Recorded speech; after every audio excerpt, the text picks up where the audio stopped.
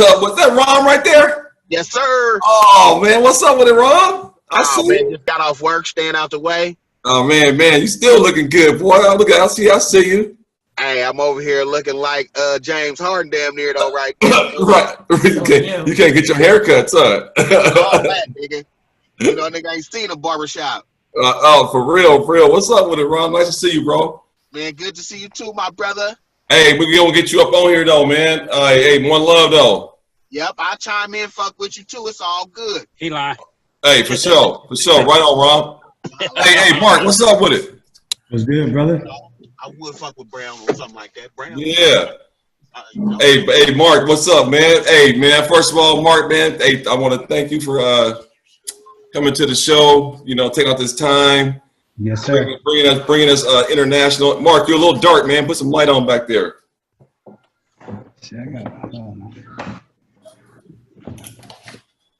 Yeah, let's lighten this up a little bit. There you go.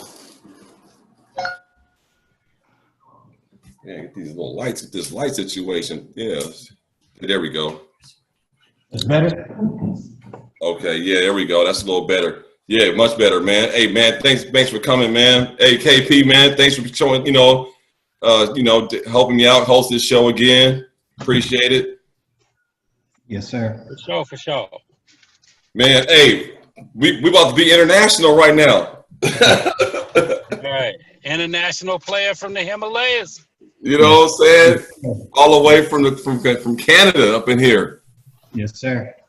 Man, Mark, man, hey, we go way back, but we gonna have to do the whole thing. So, me and KP been working hard on this, trying to put this together, talking to some folks that we have a lot of respect for, that come from humble beginnings or modest beginnings. But we just want to tell people's story. This COVID-19 got everybody locked down, so a lot of people are sitting around idling around, and so we just try to be creative, at the very least, and just try to let people tell a few stories and not really focus on the same regurgitated media stuff, celebrities and this and that, and CNBC News, more regular people, what they going through and what they've been through. So, right. So with that being said, man, we got a lot to get into because I got a lot of, I got a lot I want to talk to you about. We got the Last Dance we got to talk about. We got all this stuff. We got to talk about international basketball. KP got to chime in about his son playing international, and I think he was in the Raptor organization. So we got a lot of stuff to talk about. So let's go ahead and jump right into the question that we've been asking all the guests. It wouldn't be really human if we didn't ask the question, how has COVID-19 affected you and your family? And go ahead and tell us a little bit about that. Well, just, because it's just me out here in Canada. My family is still in the States. It's a little different. Hey, Mark, I'm gonna let you know, Mark, you're still looking real dark. I want folks to see you. You're gonna be on YouTube and everything. Can you get to a more lit area or turn around? If he turn around, yeah. Go ahead, KP. That's your production expertise. Now I can see you really better right there. Now you move too much. Go back to where you was. Right there, yeah. Right there. Right there? Mm-hmm. Yeah, right there. Yeah, right so stand right there in the hallway for 45 minutes, right there. Yeah. Go ahead. So for me, it's a little different because I'm out here in Canada. I was married, now, divorced, everything. So it's like, if it wasn't for my dude, the one I work for, because he's from Chicago, and so we basically like family and stuff, you know what I mean? Yep. And so it's like the walls, it's like nothing to do out here, like nothing. Everything, like I can't, if I want to go see my family, I can't go because the border is closed. We can't get through. It's like, it's just bad. It's just bad. You know what I mean? can't. Yeah, it's just bad. I try to like, you know, get my workouts on in the basement. In the mornings, I still get up in the morning early, like 4:30, 5 o'clock. Go down in the basement, do my own stuff. Then go to the garage, work on dribbling stuff, things of that nature. And that's basically it. That's it. Every day. Because you can't like, you know, if you get lazy because of what's going on, you know, then it's going to be really bad for you, you know? Okay. You gotta like still get up in the morning like you going to work or whatever in order to keep your sanity. Right. Right. So I can Are they understand you. are they making people wear masks and practicing social distance out there? yeah, like you see some people that do, and then you see some people that don't. And like for me, I'm masked up all the time. Like soon when I leave out the garage, and then I get ready to go to the store, I mask up, walk in, do my hands, all that. Walk in the store, get what I need. If somebody walking my way, I go the opposite way and keep it moving. I'm in there like maybe no longer than 5 minutes in the store. Wow. Yeah. So that's good. That's good. So well, now let me ask you this. So in Canada, well, hold on, back up. Let me get to that for a minute. We can get that in a second. Let me ask you another question. So you have a small business. So Yeah. now we're gonna get into that deep into your small business. So save a little bit if you don't mind, but just tell me on the surface effects of operating the business that you have. You can go and tell them what you do, but just let us know how COVID affected that directly, because then we're gonna move on and we'll get into what you do. It's basically like how the NBA got shut down. There's no, Well, tell what. Hey, Mark, tell them what you do. Go ahead. Tell them what you go ahead. But go. Okay, go into this. We put a hold on. Let me back up. So today, episode 6, KP. I ain't really get to tell you. We gonna add a little special piece called the plug. So every guest get to plug their little business, their little what they doing, and everything else. And so you gonna skip right to it. Go ahead. We're gonna give you the plug right now. The first episode of the plug. Plug your business, Mark. Let them know what you did, where you operated, and how you built that thing. Go ahead. Okay. So my business is called Free Agent Hoops. So I'm a player development specialist. So I train basketball players from middle school all the way to the pros. And so I started this business when I came out here to Canada under the Free Agent Hoops. I basically had to change my name because at first I was called Back to Basics. When I was in Vegas and in California. So when I came out here, I had to like think of another name because there was a business out on the West Coast, like in Vancouver, that was called Back to Basics.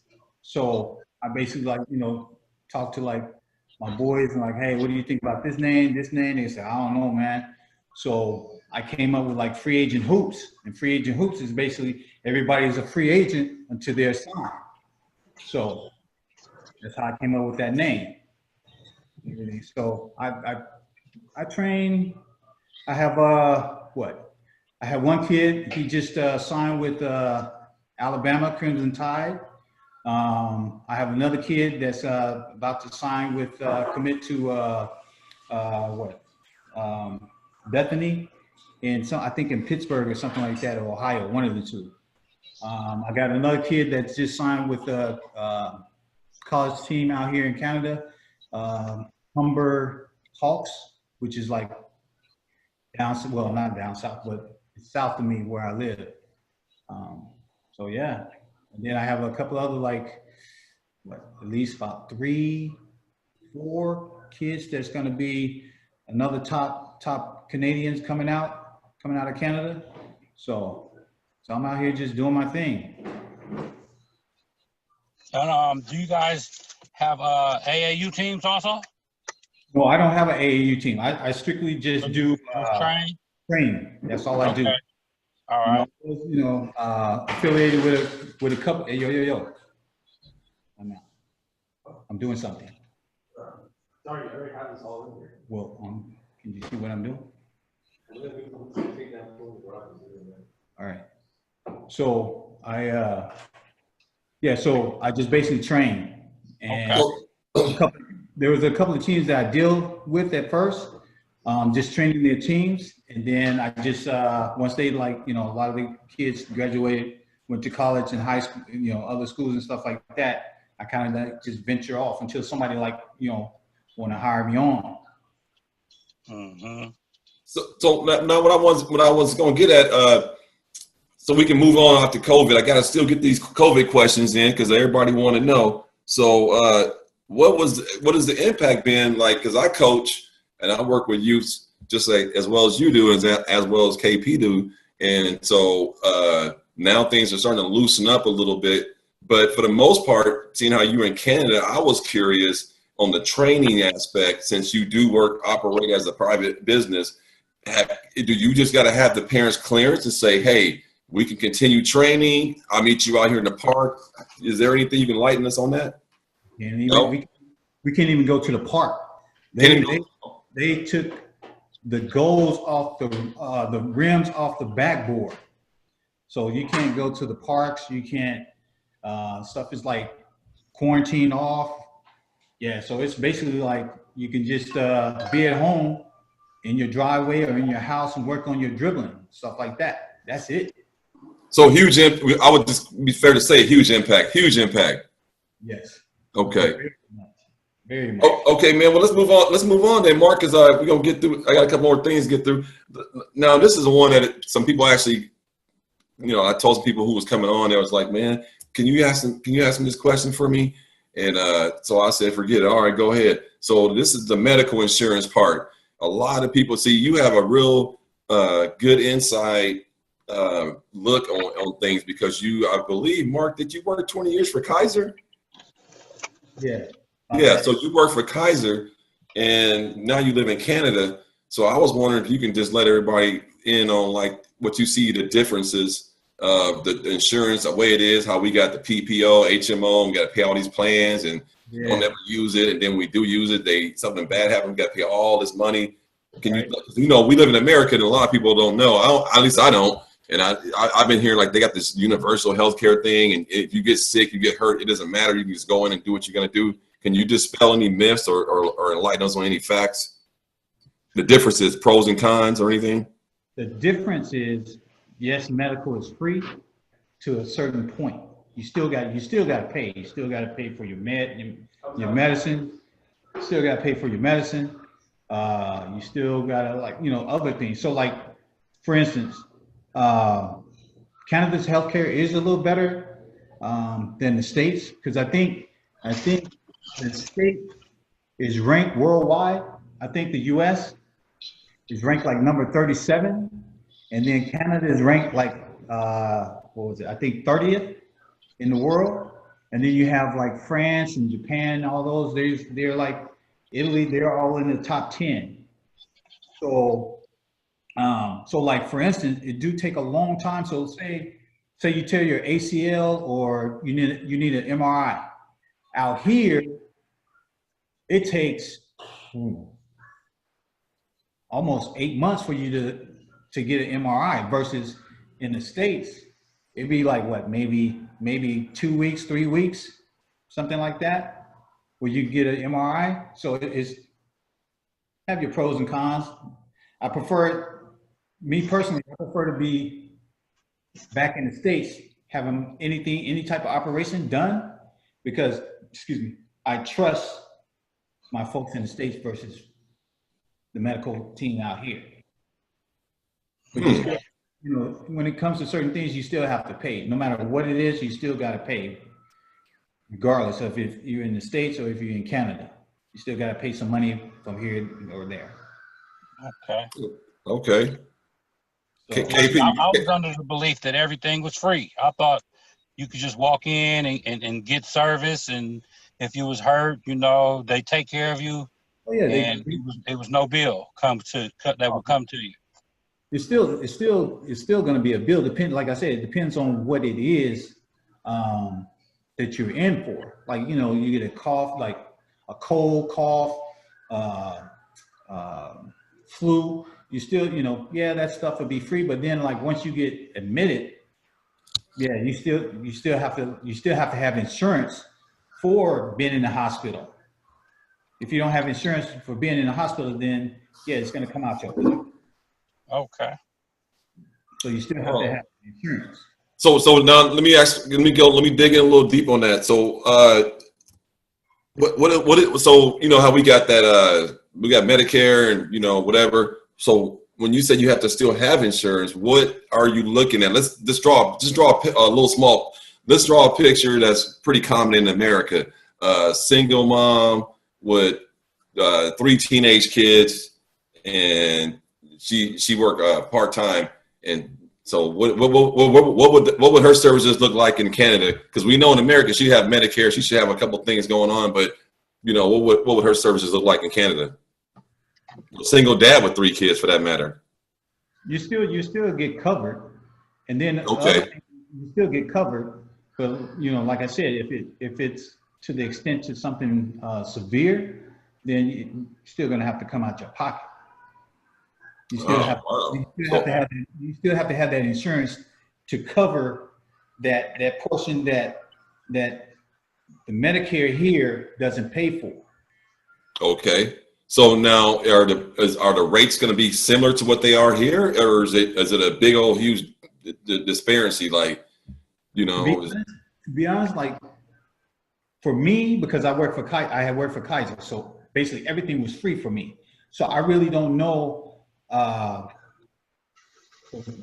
Okay. You know what I mean? Because Okay. for me, like my medical, like when I tore my ACL and stuff, my stuff was free. So like for being out here and experience some of the stuff, it depends. Okay. It depends. But they say like, you move to the Netherlands or France, everything's paid for. Right. Do you know what they're ranked? Who? France, Italy? In the Netherlands, are they ranked higher than the U.S. and Canada? They're in the top 10. They're in the top 10. Yeah, they're in the top 10. Right. Yes, sir. Yes, sir. Okay. So, go ahead, Ken. I said, no, that's interesting because I was under the belief that it was free in Canada. Like, if you had to have a major surgery, that it was free. I didn't know that, it still fell back on insurance and whatnot. Man, it just go to show, man, like a lot of people be telling a bunch of lies, man. I could have swore, like, I've been told a long time, like, oh, man, you moved to Canada, all medical. That's why people go up there and do whoa, whoa, whoa, whoa. So now let me ask you this, since you say that. You know what? Now, hold on. Since you say that, let me ask you this. Is it true about the taxes? Are you paying, somebody told me a long time ago, like, man, every dollar you make, you pay 45% of your taxes, but Right. you don't pay for garbage and water and or the roads being paved, or what's up with that? For like taxes, the taxes, like people ask me like the cost of living, just like California, New York, or Florida. That's how it is down here. Oh, okay. Okay. Just like people like, oh, how you like Canada? I tell them the cost of living, same as Cali, same as Florida, same as New York. It's high.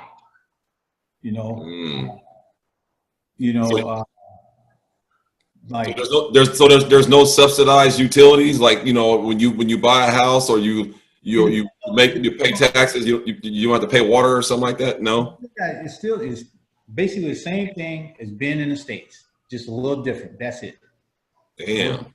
Like for instance, like in California, you know how like recycling, like say the bottles and cans and stuff like that, we put them in bags and take them to a recycling place. Out here, they don't have that. You basically have a recycling garbage can, you have your compost, and then you have your regular trash.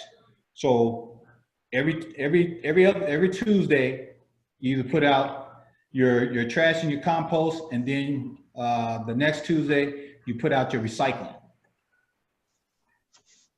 Man, I've been getting some bad information about Canada. I'm gonna stop listening to anybody tell me anything about Canada. Is it cold up there, nigga? Shit, I mean, come on. Is it cold? It's cold. Man, bruh. Today is the first day I actually wore shorts, and here it is May. Damn. Well, that says enough right there. You know, like like I was telling you, I'm looking to buy a house in San Diego, out in that area, because I want to move back to the States, back on Cali side. You know what I mean? Right. Because for me, I'm 57. I'm 57 years old now, and so this cold weather, man, I can't take it anymore. I can't take it anymore.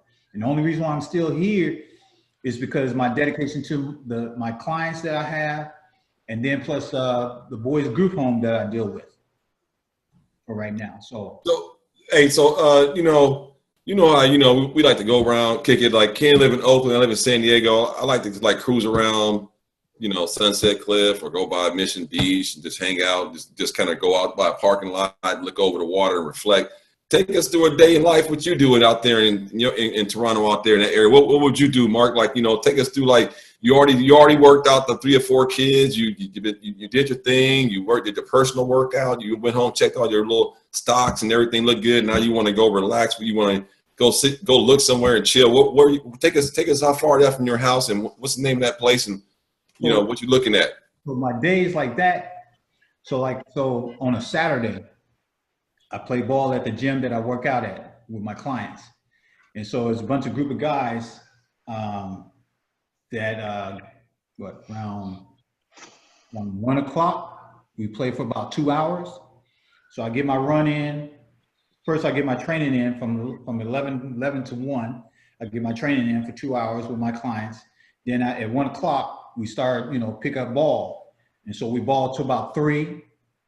And then once I'm done at 3, take a shower at the gym.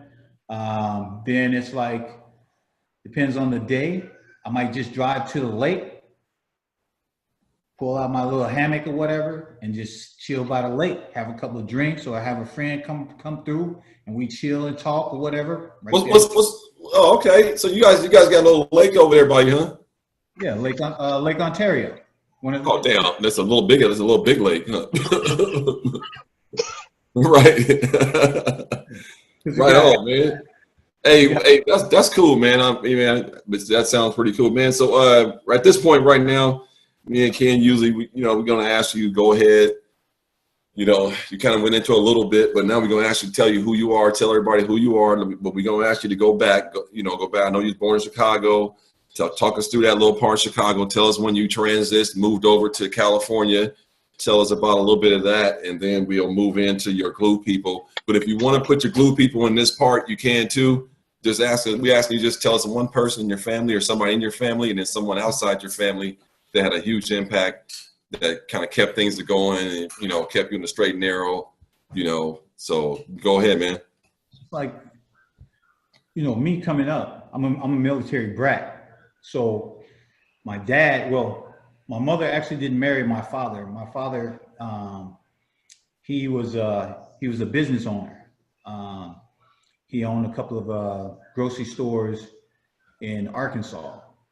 And so I didn't meet him until my high school days. So 11th grade, he wanted to meet me, my 11th grade, but the one I called my father was my brother's and them dad. And like, he was like 6'8". He was in the Air Force, he was an officer. So it was like, we call him big man. And so he was the one that basically, instilled in me that respect, that discipline.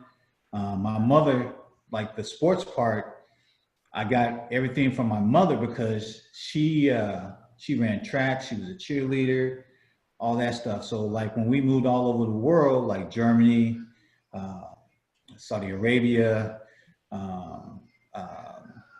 Japan, all those places, like there was no basketball. So she basically taught us how to play tennis, volleyball, whatever other sport that wasn't basketball, due to the fact there wasn't always a basketball court where we lived, Mm-hmm. So it was like moved from Ohio to back to Arkansas, then to Texas, Arkansas. So it's like we kept moving back to Arkansas, and that's where I ended up,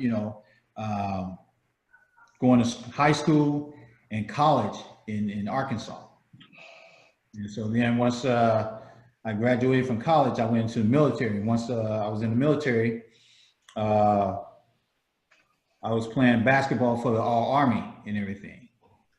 And yeah, so after that, the way I like actually to fast forward everything, the way I got into like doing what I do now is because of like Danielle Marshall, Glenn Graham, Phil Handy, because they always told me, it's like, Mark, the skills that you have, you should start training people.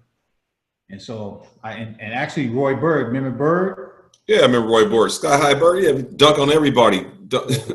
Oh, he was my roommate at one point. And so he was telling me, you should do it because your skill level and stuff like that. So it's just the love of the game. That's why I love doing what I do, and seeing the kids that I have dealt with and stuff like that, coach and train, to like, go on to like different ways of life. Okay. So yeah. So let me ask you this. So who, if the show is the glue. So who, you said that those people were your glue that kind of got you into sports, but who in your household you gonna say I think you said your dad, because your stepdad. Yeah, my stepdad. Okay, and then outside, Danielle Marshall, all those cats kind of like inspires you to go into your own training and get your own, all that kind of stuff, player development and things like that. Yes, sir.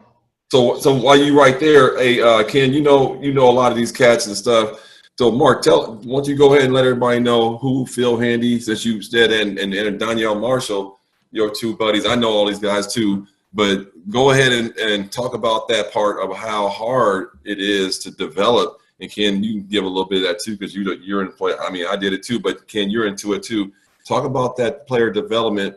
Not so much those guys, but talk about how, what they showed you at them being at the highest level, and then how you took that and transitioned to teach 10, 11, 12, 13, 14. Because Ken, you know what I'm talking about. You can be good at something and know, like, okay, I know how to do left hand, right hand layup, step through, Euro step, dip. But if you can't really teach a kid to do it, then you shouldn't really be coaching, in my personal opinion.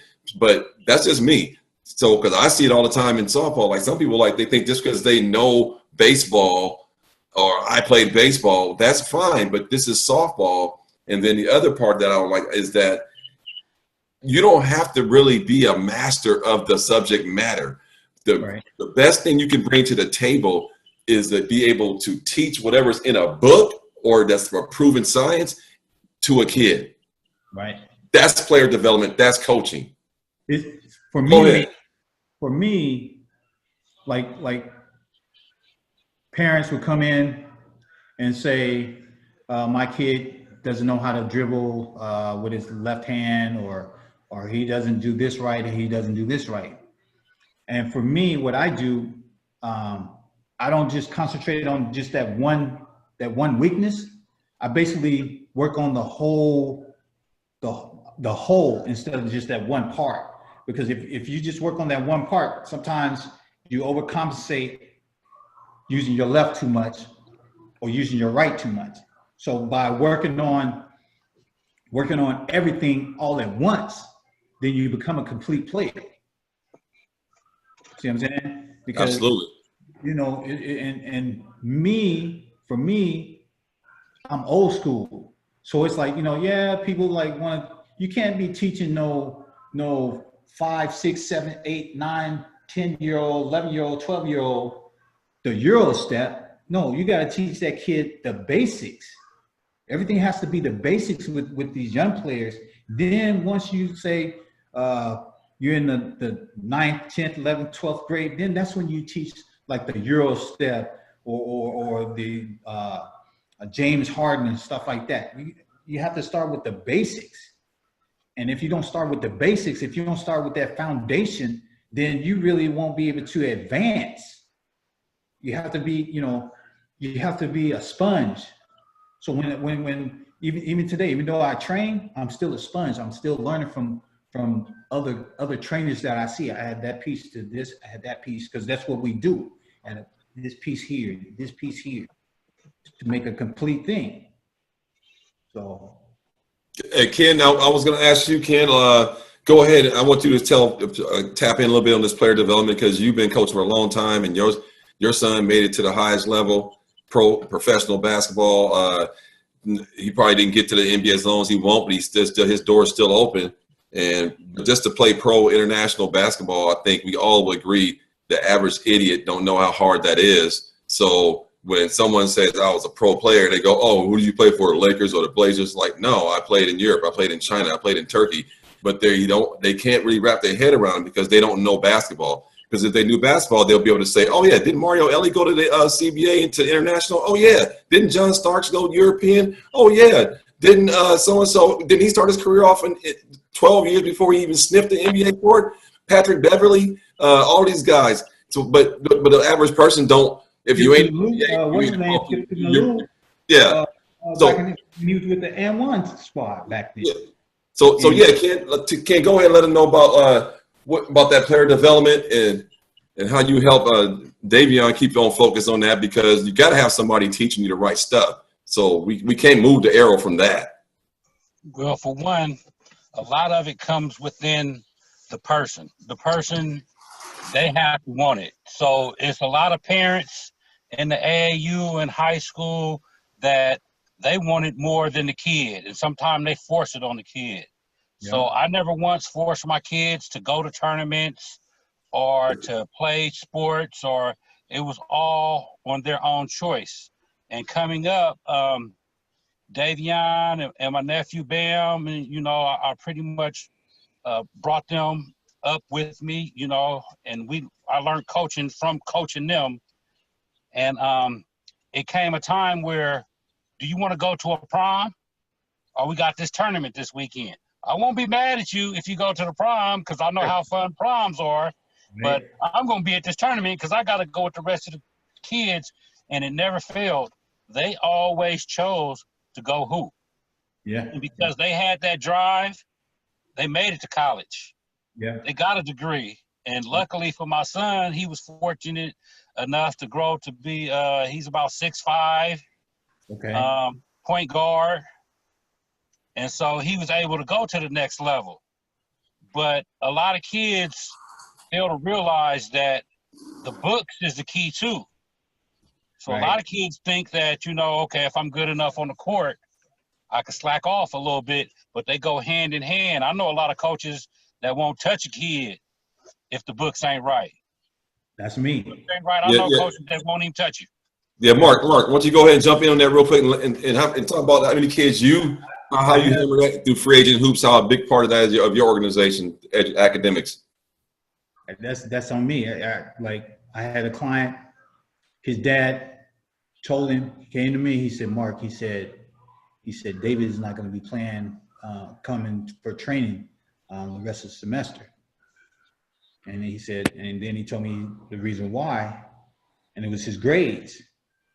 So I looked at him, I said, "Dave," I said, "Yo, man, I keep telling you, because I have 6 nephews, and you have 2 girlfriends when you're in sports, Spalding and education.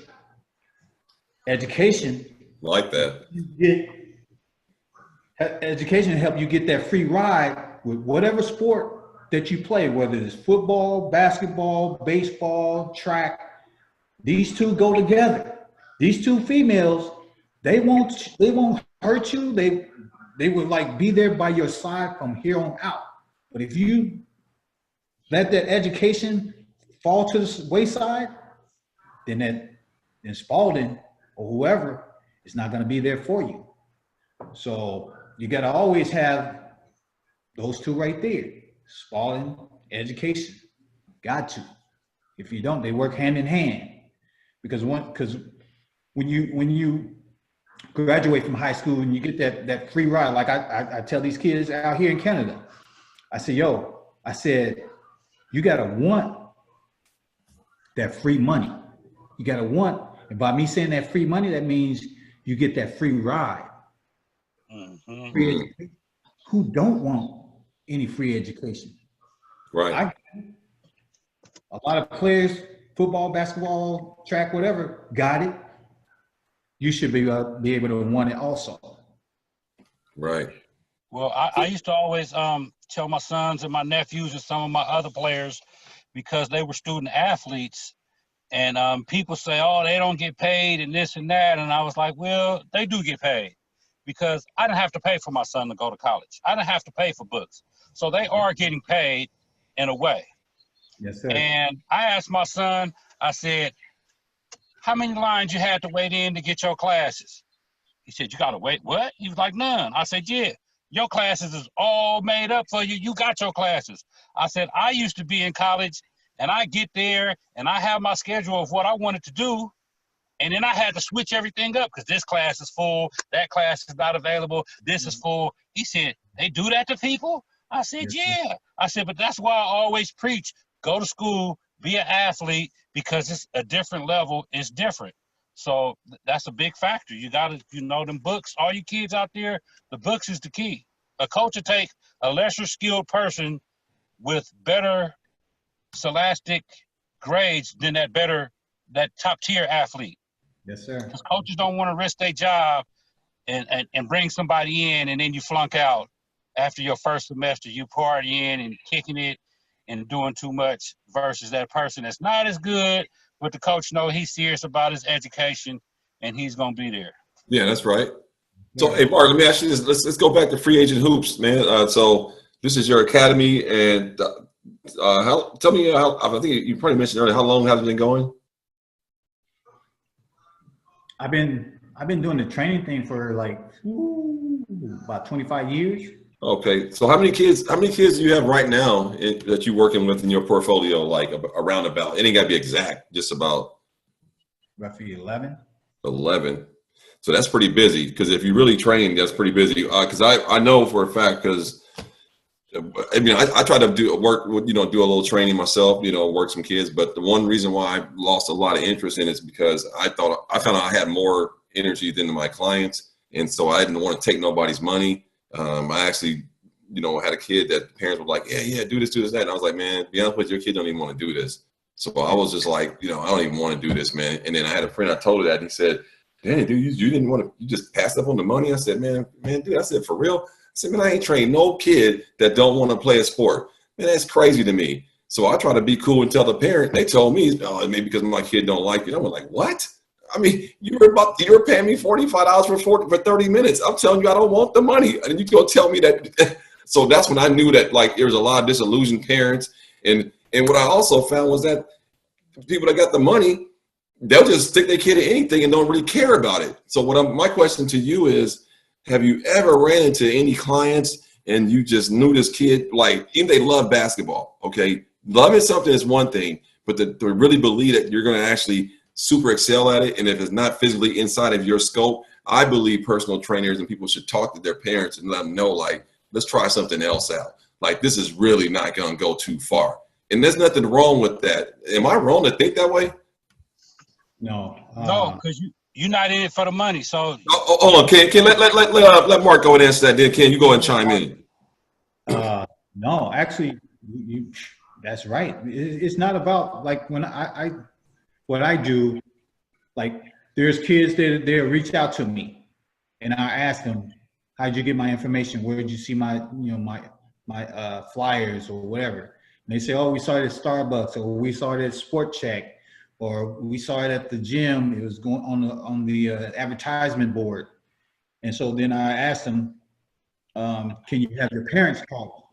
Because I always like to meet the parent and the client at the same time. So, and I asked them, "How far do you want to go with this?" And if they only say this, then it's like I really can't. I don't want to deal with that.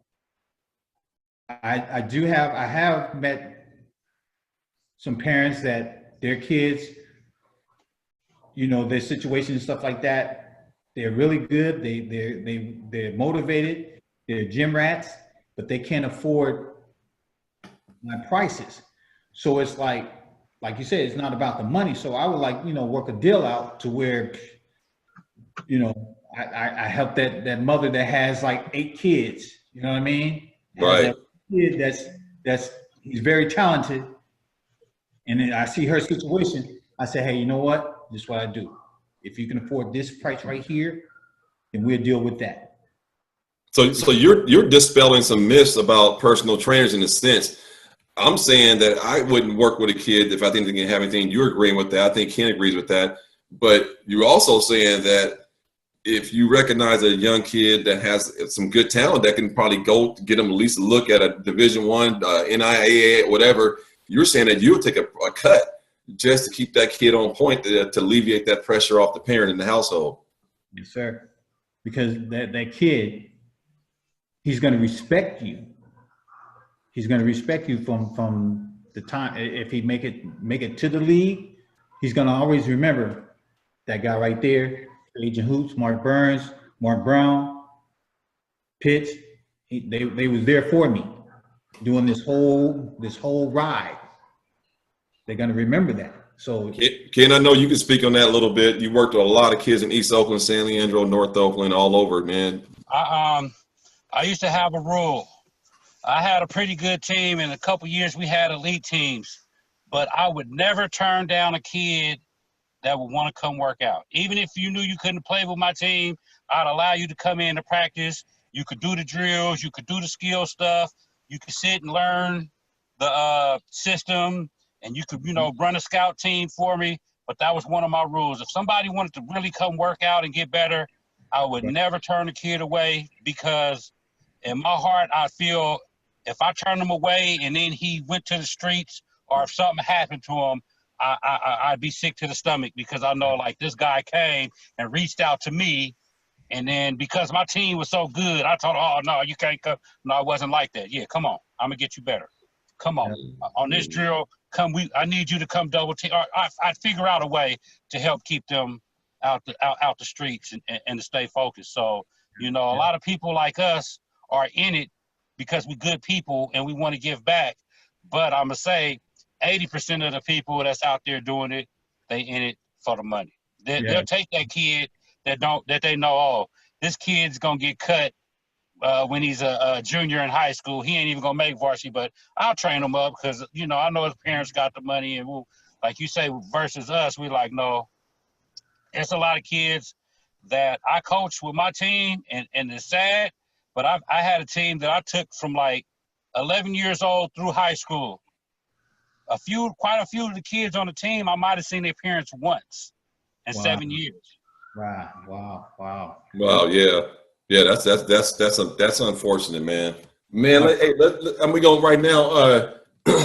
We're gonna move on to as you know, it's Sunday, and Mark, man, you're a big Michael Jordan fan. This is I ain't really gonna hate on you, man. I was not gonna bring it up. I told Ken I didn't want to mess with that Last Dance. Oh man, man, all right, man. It's all good though. It's all good. You see it. Hey. Well, all right. Well, look, yeah. Hey, no, man, but no, it's all good, man. But we're gonna get to this Last Dance. Last night, we got episode 9 and 10. We got Mark Bird. We got. Hold on. We got you on the show. One of the big Jordan fans. We're gonna go into it, but we only got about 10 minutes. But I want to recap real quick. So we know he already showed the gambling. We already saw Oakley slap Pippen. We already see. We saw how he was calling Scotty Burrell a B and a hoe. So a lot of things with Mike, he's showing it, so he ain't really trying to hide from it. I like that, but let me get your opinion. What you think? Me personally, I think it's phenomenal. It is an excellent docu-series. I've never seen anything like this before. Now, I might be hyping it up a little bit more because COVID, nothing else going on. If I had something else going on, I'd probably be like, it's all right, man. It's all right. But since there ain't nothing going on, and you got to give Mike credit on this. He didn't know COVID was going to happen. I hope he didn't. because he could have released this without COVID and he would have got these ratings. So it is a phenomenal piece, man. So let me go ahead and tell me what you think about this, Mark. This Last Dance. It's like this. Like for me being out here in Canada, we don't see it till on Monday on Netflix. That's how we get to see it. Oh, okay. So, but I have seen the episodes that you're talking about, and it's like this. As we was growing up from my mid, Jordan era, doing the Jordan era and stuff like that, most of the things that they're talking about, and we've seen it. It's just this younger generation hasn't seen I didn't see Oakley slap the shit out of Pippen. I didn't see that. Did you see that, Ken? Ken, did you ever see that? But I ain't see that, man. But I believe Oakley would, because I believe he would. If you'd have told me, if you'd have told me in 87 that Oakley slapped the shit out of Pippen, I would have believed it. Hey, Charles Oakley was a beast, so he could have slapped just about anybody he wanted to slap, man. I think that's why MJ got him up out of there. He was like, man, one day, I might have to say something to you, but I'm nervous. Yeah. because it's like this. For Mike was like, Mike is a different breed. He's a different breed. Yeah. Like, it was like back when we was growing up, it was like if you play basketball, it was like I want to make high school, college, and then make it to the pros. So, and then once you make it to the pros, it's like you have like Boston, Detroit, Lakers, Philly. They're at the top of the mountaintop. So it was like, or the king of the mountain. So it was like you want to knock that king off that mountain. So the mentality that Michael had is basically what he was doing was working out hard, getting his getting his teammates on the right point, on the right direction, in the right direction, in order to like knock Boston, the Lakers, Detroit off that mountaintop so they can be at the top. And so it was like back then, the owners and the team and the players, the superstars, megastars, they was loyal to their players. Whereas today, there's no loyalty. It's all about that money.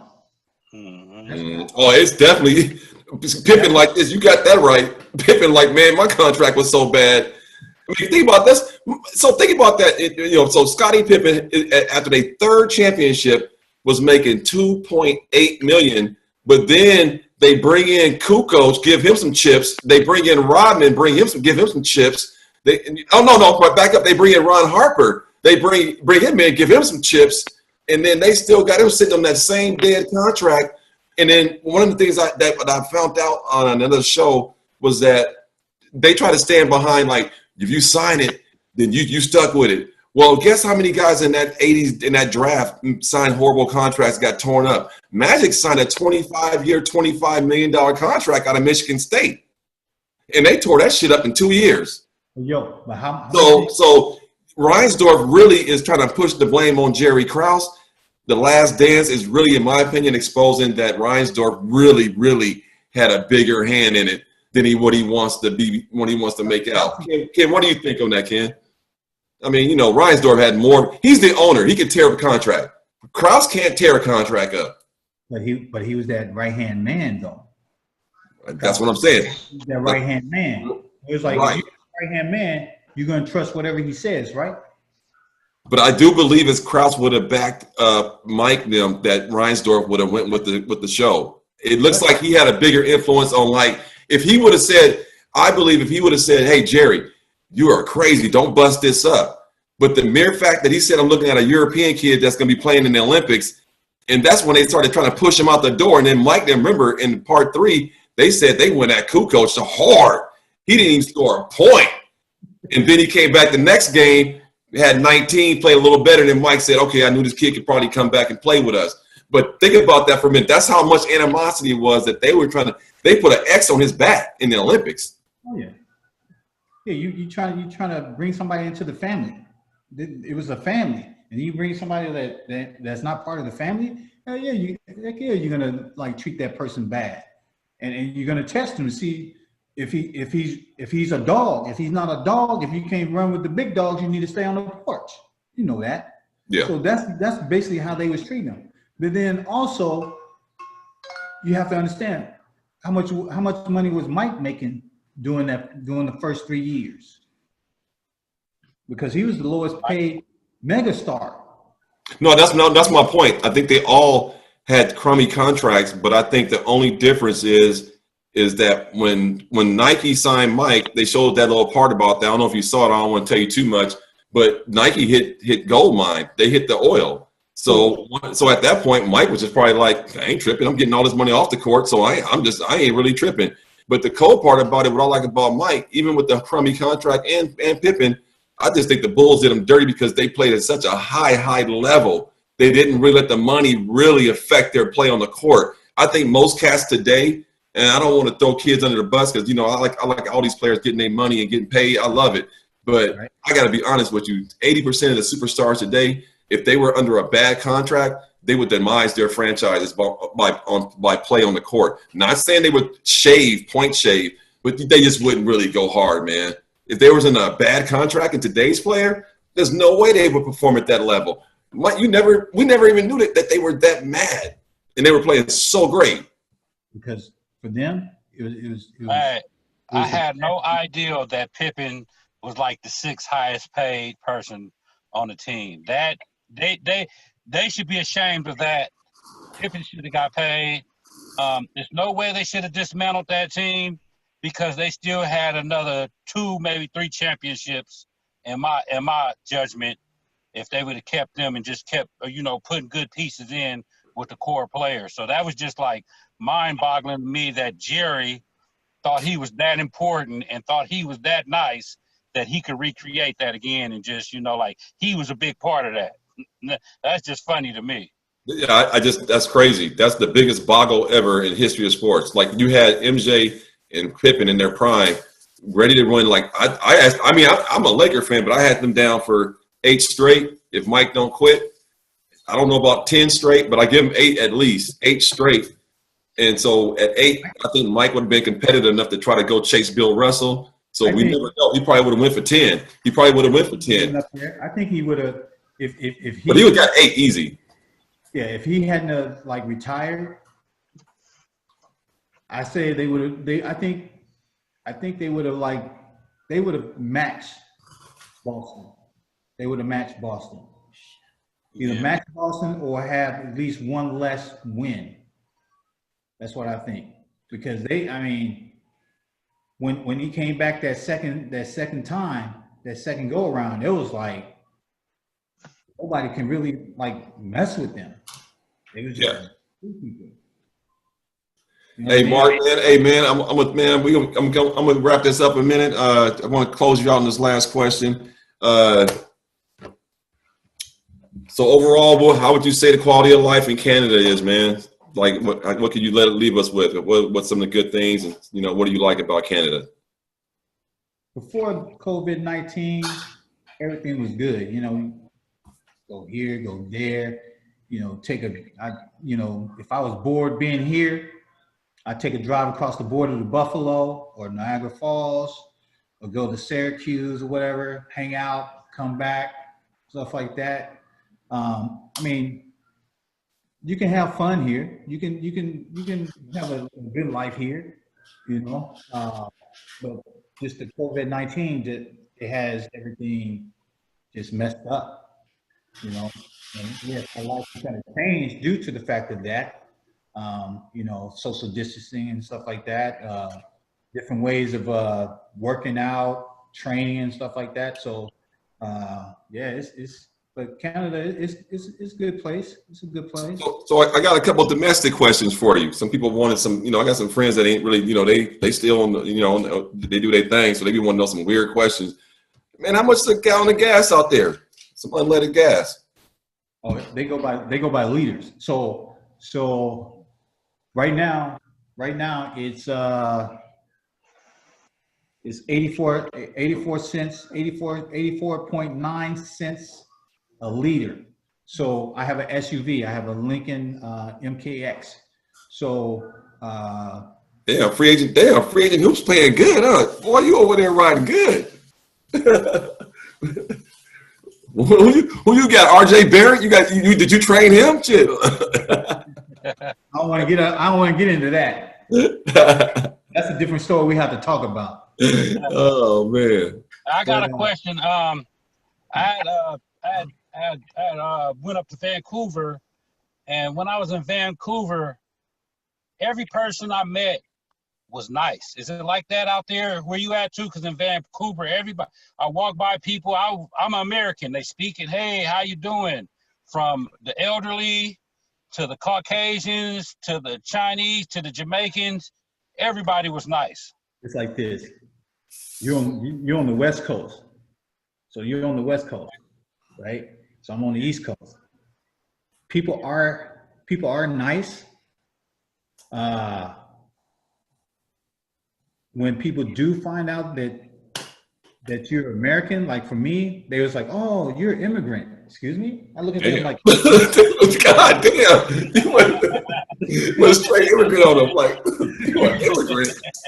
Immigrant? Excuse me? I'm from the States. I'm from the US of A. I'm like, you know, and wow. It's like, you know, when they hear me talk and say, "Yes, ma'am," "No, ma'am," "Yes, sir," "No, sir," they're like, "Oh, you're not from here."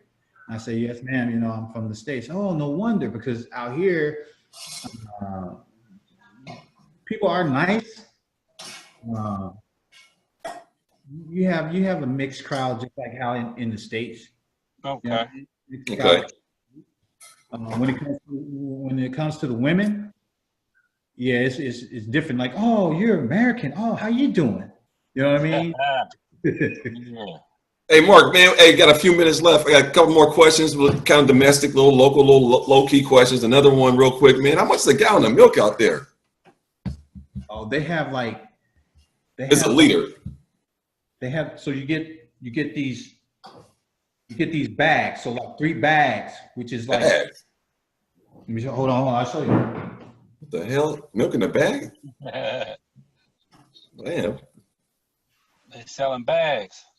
Man, they probably don't want to have all them damn plastic bottles all over the place. So see this?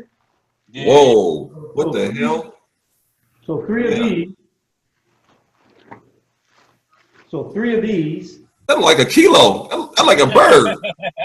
What the hell? I'm sorry. Did I say that? Damn. 3 of these is like 3 of these. It comes 3 in the bag, so it's like $5. I don't know what that translates to, but that's a lot of milk for $5. So this is like, what is it? How you gonna drink and get it out of there though?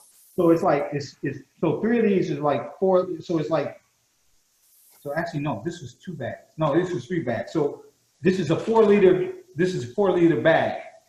So 3 of these equals 4 liters. Okay, but my point is, how you gonna get the milk out the bag into a cup or a bowl? So hold on, let me show you that too. Because I probably that's to be flying everywhere if I try to open that up. How you seal it back up after you? Yeah, you have a milk pitcher. So you a milk pitcher. Here, you slam it down, it slides in. You cut the tip, and there you go. Oh, okay, that's tight. So chocolate milk also the same. So I have a brown one for chocolate milk, white one for white milk. Oh, chocolate milk, white. Oh, okay. Oh, yeah. That's tight. That's tight. That's different. That's different. Yeah. Hey, Mark. Hey, what's the speed limit out there, man? Okay, so let me break it down. So like 60 kilometers is like 40, 45. Okay. Roughly 45 in the neighborhood, stuff like that. Or 40 is like 25, somewhere around in there. 80 kilometers an hour is like 60, something like that, 60, 62. Oh, so it's kind of like the States, kind of like 65. So man, hey man, Mark, it's been nice, man, Hey, talking to you, man. Brown, let me piggyback real quick. Oh, go ahead. When I was in Vancouver, my friend used to take me over a bridge, and on the bridge, it was like maybe I want to say 12 lanes, and it was arrows to make you go the direction. Do you guys have that too? So like the 2 middle lanes might be going west, and then all the other lanes might have the arrow going east, but it's all on the same platform on the same bridge. No. Okay. Not like that. No. All right, because I used to tell them like we couldn't have that at home. Cats would be no, that would be a nightmare. But I mean, it's almost like the Golden Gate. Yeah. Yeah, but it's a barrier in the middle. Like this one, it was the barriers. They had the little like the lights barriers that the little long thin ones that you could, if you hit it, and pop back up. Yeah. But each lane had an arrow. Like, okay, these lanes going this way, this going this way. But it wasn't no like to the left just was going this way, and to the right just was going this way. No, it's not like that out here. Okay. Yeah, I used to. When I came to the Bay, when I was in the Bay, last year, I see there's a lot of changes, like on the 580. Oh yeah. A toll and a couple of toll spots through there and stuff like that. Yeah. The 80, like I was like, what the hell is this? Like yeah, they got a lane that you got a express lane that you have to have a fast track that they charge you for just driving regular on the freeway. Yeah, I saw that because when I rented a car, they was like, "Oh, would you like a express pass?" I'm like, "Express pass?" Yeah. Hey, Mark, man, we got a couple minutes. We'll get out of here. I want to thank you for coming on the show. Give us some your time and everything, man. Stay safe and everything, and we can have you back on with some other things develop. Ken, thanks for coming on. Appreciate everything. Anything you want to add, Ken? Hey, thanks for having me. Be safe out there, Mark. Yep. Be the same. Hey, Mark. Hey, Mark. I just want to say, man. After this COVID-19, I hate to say it, but your Raptors, we about to get this right here. Hey, hold on, Cletus. Hold on. I am not a Raptors fan. Hey, Tim, well, just tell them to keep that trophy. Tell them to keep that trophy nice and warm. Just because I live here doesn't mean I'm still West Coast. No, I know, man. It feels your boy. It feels your boy too. The Warriors, Lakers, and the Bulls. Yeah. And we know Mr. Oakland over there, Ken. Oakland A's, Raiders, Warriors. No, actually Niners. That's right. He dumped the Raiders. Oh, I'm sorry. No. I thought you got mad at him. You got mad at him, didn't you? I forgave him when they came back. Oh, okay, but then they left you again. Hey, I got ties in Vegas, man. My mama You gotta stop dating that girl, man. That girl keep leaving you. Hey, Brown, if I said I got 80 million to start this show in Timbuktu, and we gonna take the glue to the next level, I bet you be in Timbuktu with me. Oh yeah, we out of here. So I ain't mad at Mark Davis. Money talk. Hey, all right, y'all. Hey, everybody be safe, man. Have a nice Sunday. All right, thanks a lot, Mark. No problem. Have a good one. Yep.